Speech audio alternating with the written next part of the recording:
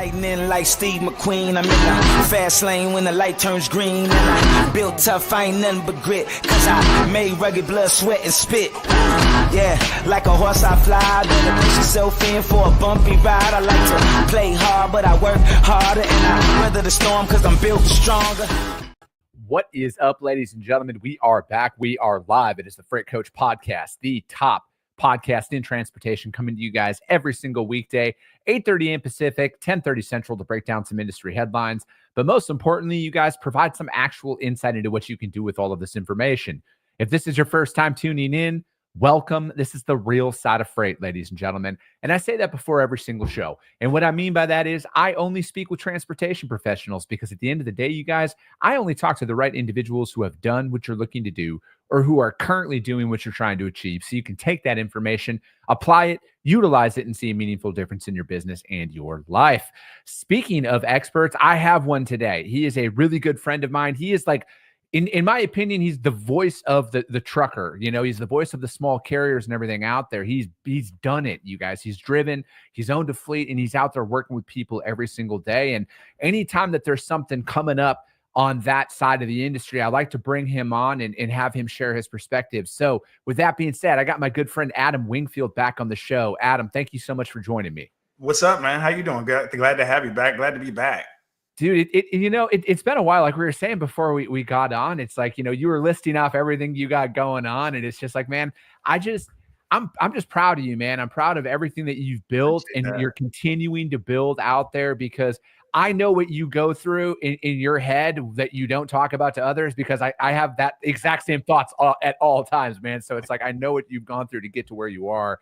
And I got a lot of respect for you. You've done a lot of good work out there. I appreciate it. Likewise, man. You know, our journey is even though we're in different backgrounds, different paths, we grind the same. We got the same type of grind gears, man. And just we're just plugging along, and both, got good hearts, and our commitments to the industry are very, very similar, man. You're committed on one side, I'm committed on the other side, and all we're doing is we're trying to make this place better, man. That's all.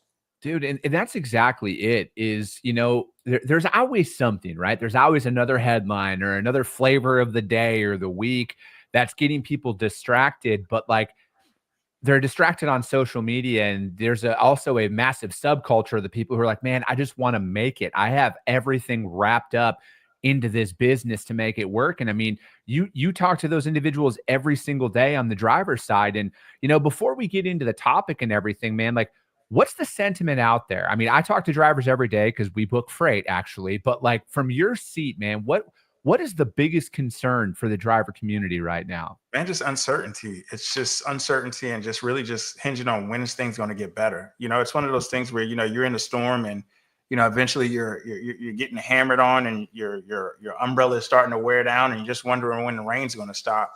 The biggest sentiment, man, is just when's the rain's going to stop? A lot of the owner operators and small fleet owners in this business have, started within the beginning of the COVID cycle to now, have endured 2.5, 3 years of just downtrodden rates on the spot side. So a lot of them are struggling. And one of the things that they really just looking for the end in sight. They're looking for any opportunity to see the light at the end of the tunnel.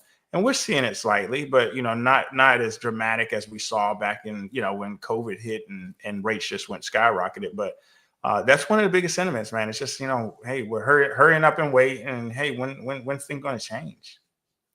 What is something from your perspective and maybe your client's perspective that brokers need to do a better job of? I think the biggest thing is not transactionalizing everything that they do. And this is just from experience, man. I've spoken to hundreds of thousands of different brokers, and even just on the phone booking loads with them, in person at conferences and things like that. I think transactional, and that goes from both sides. So I won't say it's just on the broker side. But since you asked specifically about it, I think there's so much transactional in conversation.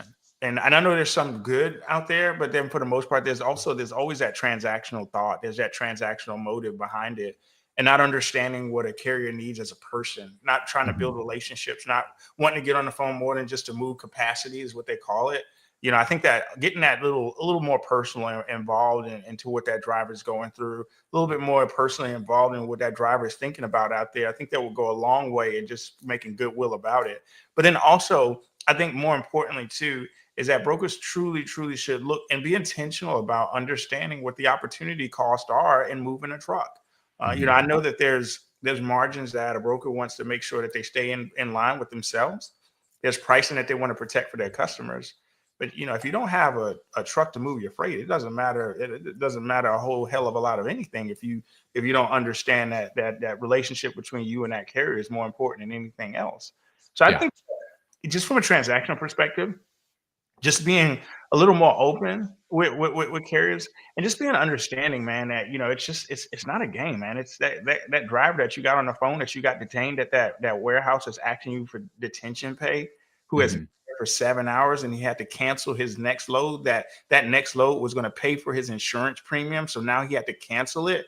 Like, give him a little bit more respect than your little $150 can go in terms of detention pay when it comes down to it. So it's just it's little stuff, man. It's the sounding of the same drum, but ultimately the only way we're going to change is if people are intentional about changing things.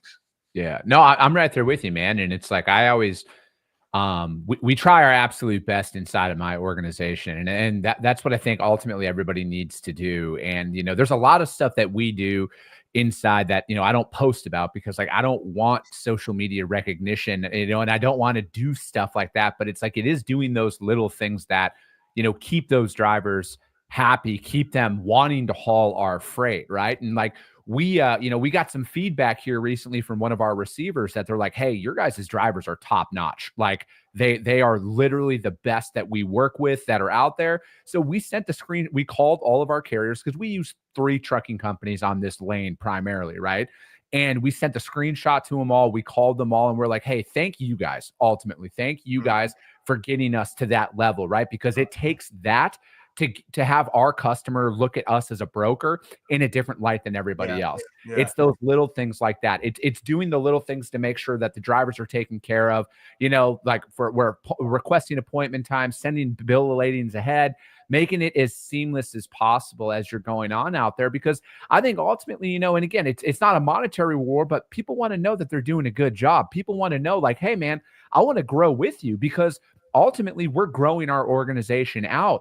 We have a plan that we're going to execute upon every single day. And I want a lot of these drivers to come along with us and grow with us, man, because here's another thing that I want a lot of people to think about. And this isn't just inside of trucking. This is small business in general. Most businesses are 30 days from being out of business or out of cash every single month, right? And I don't think enough people realize how fragile most businesses are when they're getting up and running, building up cash reserves and everything else. Because, you brought up the insurance premium there, for example, that might happen. Like most people don't actually comprehend it because they get that direct deposit every 2 weeks. And it's easy to sit back and be like, oh, you should manage your business better. Yeah. I don't think enough people actually understand how hard it is to build something from nothing. And I don't think people understand too how hard it is to build a trucking company and sustain it. You got to think about a lot of folks that start trucking companies, whether it be owner operator, small carrier, they come from a background that may not necessarily be running operations and transportation operations from that skill set perspective. So not having the understanding of all the moving pieces, and then you add on regulations that are in place, you add on all these undeniable variables to them, and then when you look at stuff like you got carrier 411s and freight guards and things like that, and you've got all these things that are just pointing down at the carrier that's beating the carrier down. That's frustrating for a carrier. And then also, ultimately these are the things that lead to the demise. You look at the overall failure rates. We're talking about 90% of the people that start trucking companies fail. And we're not talking about starting, a lemonade stand that's going to cost you a couple $100 to get going and launch. We're talking about a commitment that's 200, 250, 300,000 plus. So it's unfortunate that that whole honestly, man, it's just like society, though. You know what I'm saying? I mean, I'm not even just going to blame it on the industry. I think it's just society as a whole. Yeah. We've come when I started in the trucking industry. Even back then, it felt different. We're a lot more. It was much more close knit. We're much more. And when I say close knit, I think it just like truckers were the knights of the roads. They had respect from the motoring public. That's a lot different. But then also society as a whole, from a people perspective, man, people just don't give a damn no more. And I think that that's ultimately, that's what it boils down to. Customer service, when you think about customer service as a whole, customer service has absolutely plummeted. And it has plummeted from on every level. It's plummeted because of people. And people have driven down that manner behind service. There's such a level of entitlement that is spread across us as a country. Like, everybody's entitled to respect. Everybody feels like they're totally entitled to having the lights on them and what's in it for me. It's just a selfish environment where if everyone just steps back and just looks at it from a selfishness perspective, I think it would make a big difference. But it's no different, man. You know, industry is reflective of what's going on with us as a people. Yeah. No, I'm right there with you, man. And I think, like, ultimately, when we're dealing with stuff like this, it's like, you always got to look in the mirror first, right? What can you do differently? Because it might, a lot of people, I feel like, it might seem overwhelming, right? Because I know I feel the same way as you, man. I feel like, the entitlement, the lack of give a fuck by so many people is so evident. But I also view it as a massive opportunity for you to go in there, do things differently, because that's going to stand out, right? Like, being a good person, which, when you and I grew up, was kind of like beat into us essentially, like, hey, be yes sir, no sir, yes ma'am, no ma'am. Now it's like an afterthought from so many, but I also feel like that's also a major opportunity for a lot of people to go in there. And if you're going to operate the right way and you're going to do the right thing, you're going to get rewarded for that. Yeah. I mean, yeah, absolutely. There's riches in the niches, and there's always an opportunity. The ones that, the path less traveled is usually the most optimal path to choose. But it's still, when you look at from a people as a whole, especially in the driver community, when they look at the majority and how they're treated by the majority, it just speaks volumes to it. And I just think that ultimately, when you look at all of these factors, you look at all these behaviors, and then they just don't feel like their voices are heard. It just all spills into a pot of just turmoil. Dude, I saw that there was something that, like, the FMCSA is doing, like, a broker purge or something like that. Man. I read that article, and I saw that they're going through, and it's going to be interesting. What did you hear about that? So based on what I've heard, it's more along the lines of on the financial side. Gotcha. On brokers that are traditionally no pay brokers, right? Yeah. So it's not so before carriers get in and think it's about transparency, it's not about that. It's about going in, and which is a good start. Obviously you're going after the ones that are just obviously are not operating their business as they should. But they're going to go in from a financial perspective. From what I see is a financial side for those brokers that have not been paying carriers, which is going to be interesting on how they go through this process, because when you look on the carrier side, the FMCSA has talked about the lack of limited resources and not able to accomplish this and not able to accomplish that. I would just be curious to see what the findings, what the outcome is going to be, and then what the next steps are going to be as a result of this. Yeah, I think that because I read that, I think I might have read the exact same article. It seemed kind of vague, like what are we actually trying to accomplish with this? But again, I'm about that transparency across the entire industry. I want to get rid of the bad actors as much as the next individual that's out there, And I think that anything to hold people accountable in those moments, and then especially brokers, right? Because I feel like that's kind of the general sentiment out there is brokers just do whatever the fuck they want without repercussion, and they can go and not pay people and then continue to operate at the expense of the drivers. Well, I mean, you got to look at it too. When you look at the overall broker bond, I was just dealing with a situation about 7 months ago where that $75,000 broker bond is only going to cover $75,000. So if you've booked $300,000 of freight that you haven't paid for, then your carriers are only going to get a percentage of that bond back. So, there's rules that should be enforced differently, from an unscrupulous behavior perspective. But we'll see. I guess we're that's something that's above my pay grade. But when we look at, in all fairness, when they look at the bond is just the larger brokerage, that bond's not going to cover it. So.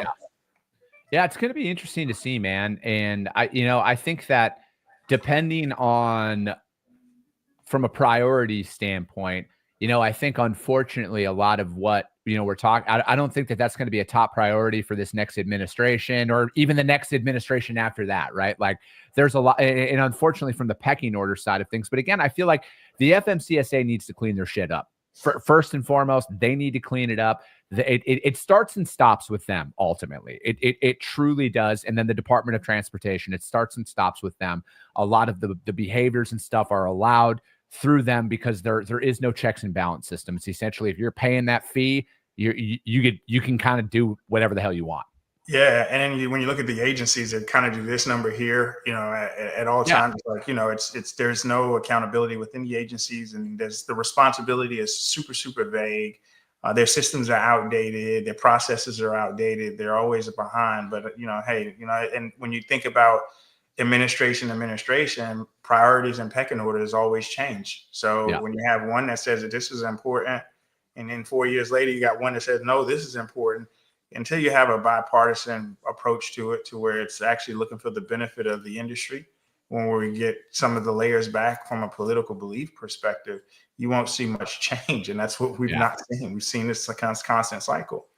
Dude, I agree. And, speaking of change, Yeah. there's why I reached out to you a couple of weeks ago. I saw you post something about this, and I've been doing some research about this, about, the potential of 178,000 CDLs that are going to be inactive as of Monday, the 18th here, right? So it's not a short time out, but it's having to do with the Drug and Alcohol Clearinghouse. What is the clearinghouse for people who have no idea and have been living under a rock? So the Drug and Alcohol Clearinghouse is one of the standardized approaches that the federal government uses to make sure and ensure that every motor carrier in the U.S. is operating under the guidelines that have been set out for drug and alcohol violations within carriers.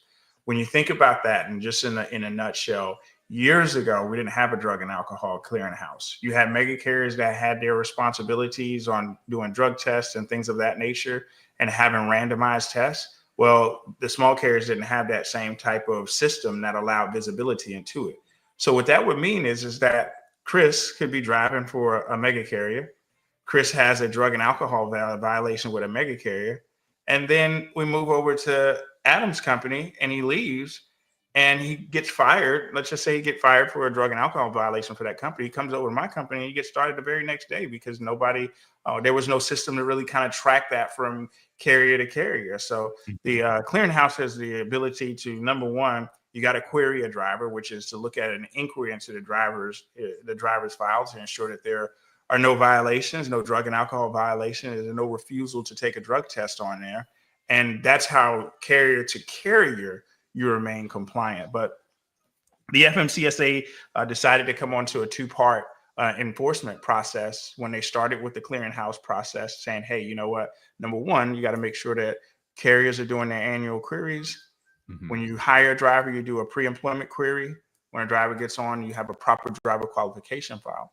But part two of that was to say, okay, now that we've started this process, now that we've been able to identify drivers that have been caught up in drug and alcohol violations and have not done their part to return to duty, which is called the RTD process, to where they have to have follow-up drug screens and things of that nature, just to make sure that they're prepared to go back on the road. What that allows the system to do is to say, hey, Chris had a drug violation or Chris had an alcohol violation. He hasn't performed the return to duty status. We need to prohibit him from being able to operate a motor vehicle. So now that his CDL is in prohibited status because he has not started the RTD process, nor has he completed the RTD process. Now we're just going to take your CDL and we're just going to downgrade it back to a common driver's license, just a regular passenger driver's license. So that's what it really kind of boils down to from that. But one thing that I will say about that is that there are 177,000 active CDL holders, right? That they said, hey, that are showing active in prohibited status, because there's over 3 million CDL holders. There's 178,000 or whatever that are active in prohibited status. The thing about that is that I'm sure that many of them have decided to do something different, right? You got some that came from large carriers Some that came from small carriers, but some that came from large carriers that were removed from the truck. They haven't started the RTD process. Maybe went back home and got a job, and maybe went back home and started working at a factory or started doing something different. Well, that doesn't mean that CDL will maintain active status after the 18th.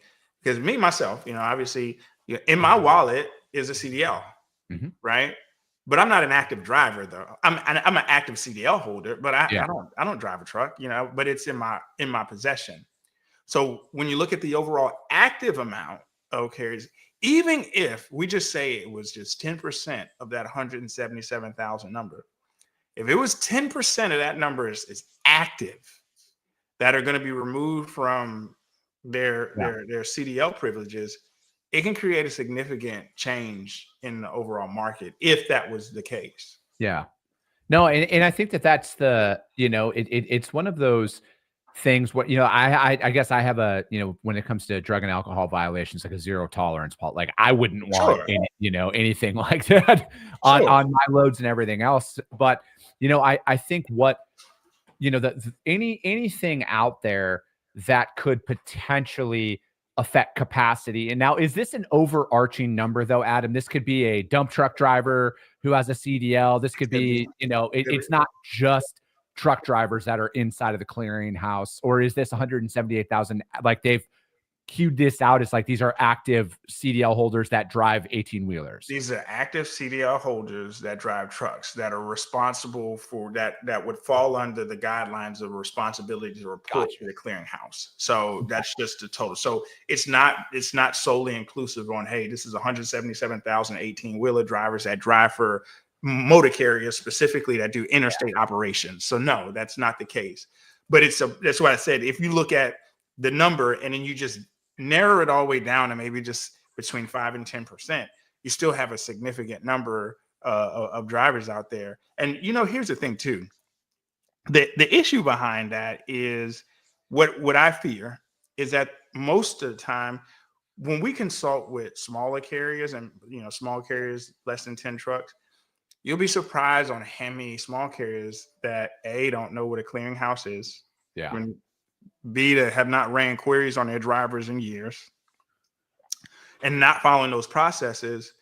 Those are the ones that are going to one day just wake up and, obviously they're going to go into their system and they're going to notice there's going to be a driver on their system that's no longer an active driver due to that CDL not being a valid CDL. So I think that ultimately it is going to have a slow impact because you got to look at enforcement too. Yeah. Okay. So think about this. I drive for Freight Coach Logistics. Freight Coach Logistics is a small carrier out of Arizona. You got 3 trucks. I've been driving for you for quite some time. Monday hits, you're not going to know anything. You're not going to get an email that says that I'm prohibited. You're not going to get email that says that my CDL has been downgraded. You know what's going to happen to you? Maybe a couple of months down the road, I get pulled over on a roadside inspection. I'm like, hey, Chris, hey, man, I'm going to need somebody to come and get me. I'm out of service. They said something about my driver's license. And your truck's getting impounded. And now all of a sudden you're in a whirlwind. So the enforcement part is also going to be the thing that's going to drag this thing to fruition. Yeah.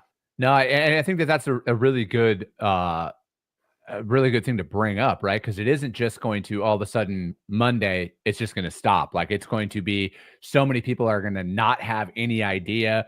Who knows if this is somebody who had a violation from a few years ago that thought it was all cleared up. I mean, how many people out there, had a traffic violation, for example, and you didn't know you got fined from it or whatever. Right. Like, shit happens. You haven't had a violation since, so there's been nothing else that has came up in that time frame. So it's like, I would hope, because I think that the industry has done a really good job of kind of like banging this drum for like the last 6 months. Like, hey, you all should be checking your shit here. Yeah. But, like you brought up a good point. That doesn't mean that anybody actually did do that and search through their records and make sure that is, legit. No, I mean, just like to your point, like, the people that are riding around right now, is somebody that's listening to the call that's right now that's probably got a suspended license, didn't know their license was suspended. Yeah. Because it's just part of how that process works. The only reason why you should worry is if A, you've ever had a drug and alcohol violation, or B, you refuse a drug and alcohol test. Yeah. If you ever had any of those two things happen, You might want to run a query on your drivers. Number one, you should be running a query on your drivers annually. But number two, as a driver, you want to make sure you go in and you log into the clearinghouse and check your status as well. Do you have to run? Does it pay to run a query on your drivers, or is this $2? Yeah, $1, $2. It's like a couple of bucks. I mean, depending on that sounds like something you might want to do like quarterly or biannually, just to. You're supposed to do an annual query, and you have Yeah. a full query, and you have a limited query. So you have two different type of queries that you can run, but you're supposed to do them once a year. Anytime you're going to hire a driver, you're obviously going to want to do one as well. You got to do a pre-employment query because that's required from the FMCSA. But you got to do a query once a year. But when you have events like this that take place, and there's nothing wrong with paying a couple extra dollars and doing another query. Yeah, no, I agree. And then this might just be my own ignorance, but like if they get a DWI driving their personal vehicle, for example, does that affect their CDL status? So a DWI and DUI from that perspective in a personal car, when it's not done in a commercial vehicle, is a little different. Okay. So that is a little different. But nevertheless, it would still it'll affect you from a violation perspective on your CDL in terms of it's a licensing DUI, but it just wasn't done in a commercial vehicle. Gotcha. So if that happened, and again, if you don't want to answer this, that's fine. I get it. But like if it happened in a car, you might not have it show up on your clearinghouse record. Correct. Gotcha. Okay. Correct. No, I mean, it makes sense. And, again, because I have some buddies that are diesel mechanics and stuff like that. And, they're not commercial drivers. They have a CDL, but, they're not also out there, and not saying that any of them have DWIs or anything like that. But you wouldn't think about that, if it did happen in a car and, and then it does, not necessarily affect your ability to drive your truck. Yeah, and then that's the thing that, a lot of people that have speeding violations and things like that in their cars, it's still going to affect your license. It'll still affect your impact of insurance points and your insurability. So when you go to try to get insurance, if you're an owner operator or if you're going to a fleet company, then it probably won't take you for the DUI or DWI. Yeah. So how can people get prepared for peak season, man? Do you think there's going to be a peak season out there this year? I do. I think it's a peak season. I think that, I think number one, when you look at where we are in comparison to last year, right? You look at volumes, you look at rejections, we're in a better place. The only difference this year over last year is the amount of available trucks. Now, we have had a significant decline in overall available capacity, which is going to help instigate that change. But I do believe that because, when you look at in January, you've got a lot of folks that are nervous, that are exporters, that are nervous about having to be tariffed out of the wazoo in order to get their products over into the U.S. So what you want to anticipate during that time, during that typical peak season time, is that they're going to want to export more product into the U.S. just to get ahead of tariffs, to go ahead and stockpile their DCs and stockpile their cross-docking facilities to make sure that the product that they have in the U.S. is there. So we can expect and anticipate an increase there. When you look at just the last couple of months, LAX and LBC, from a standpoint of inbound volumes, have all shown that they've been on record trends in terms of overall importing. So when you add that in, when you look at fourth quarter as a whole, and I'm not going to be the one on here to just say, hey, everything's going to change now. I'm not doing that. Right. But here's the thing. Like, if you go, I'm from the South. When we go outside, you can smell rain. Yeah. I don't need to turn on the weather report. I'm from the South. We can smell rain. I know it's about to rain. Okay. When you look at certain things, and if you've been doing it for so long, you have signals that you just don't ignore. Yeah. And if I'm a small carrier that has been through, this is not going to be one of those, hey, you know what, we're going to $5 a mile territory again. But is there going to be a season where we have the opportunity to finally get a little bit of break, a little bit of breathing room, where we can start saying no a little bit more, start seeing more freight hit the marketplace that is going to be much more beneficial and potentially profitable for you? Yes. So that is what I will say as far as going down into that rabbit hole. Again, I can go outside and smell rain. You can read between the lines however you want to read it, but I do believe that we'll see some sort of a peak season. Yeah, I said this yesterday, and I try and say this as much as possible. I think that the recovery of all of this is 12 to 18 months in the making, and that's when people are going to look back and be like, "Damn, things are up 30 cents a mile, 40 cents a mile, whatever that looks like." It's just going to be a ratchet up approach, and I've been saying that. And I'm actually, I'm glad you brought up tariffs, because I'm actually having somebody come on next week to talk about that a little bit more in depth, because it's one of those situations, man, where it's like you can kind of see both sides of it. And I'm not a subject matter expert on that at all. And I like to bring people on there who can break that data down and explain it. And, and just like with anything, I want people to go out there and do some research on tariffs before you go out and start spouting off online. And now all of a sudden you're a fucking trade expert, that's the next flavor of the week. So it's like, get out there, do that research, check that stuff out. But Adam, I appreciate you joining me, man. As always, I got to get you back on, before, but you're, the thing is, you guys, I actually have professionals on the show. People have jobs. We're not just out here. Although Adam and I have pretty faces, we also have businesses to run as well. I know that's right. No, it's always a pleasure joining here. I love what you're doing, keeping the freight community, connected authentically. And just no filter, man, the way it should be. So keep doing what you're doing. I know what you're doing, or even on the broker side, man. The carriers that you operate with are just fortunate and blessed to have you. No, man, that's what we can do. One truck at a time. That's our mentality. But that is going to be it for today, ladies and gentlemen. Tomorrow, it's going to be a solo show. We're going to do a little bit of some training on here. We're also going to break down some industry headlines and kind of cover some of the stuff that's out there as well. But that's going to be it. As always, if you guys got value in what you heard, subscribe to the show, you guys. Share it out there to your network, because if you see value, your network's going to see value as well. I appreciate you guys. I love you guys, and we'll be talking to you soon.